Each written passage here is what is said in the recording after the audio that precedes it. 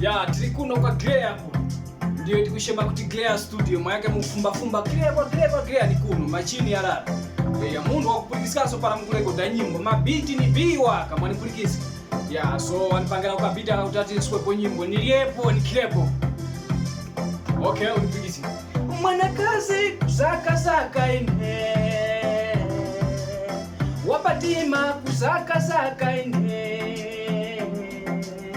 mwanakazi kusaka ine kwegea kapiti akawapiga wanipulikisha leka niwashapulile vantu wapulikisi amanye kuti oli mundu mulala Glare.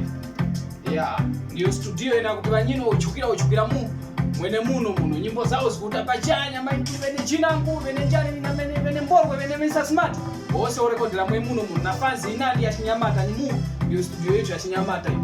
Ya suta kumauti timpalileni ndipo kwa Glare. Ya mwanakazi kusaka ine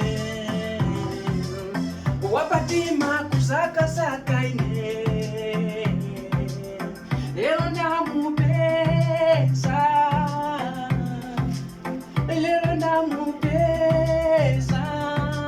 nikakulira space Glare naonga shomena hapa ngacho taka tukumbatiwa maisike bana. Sharp guys.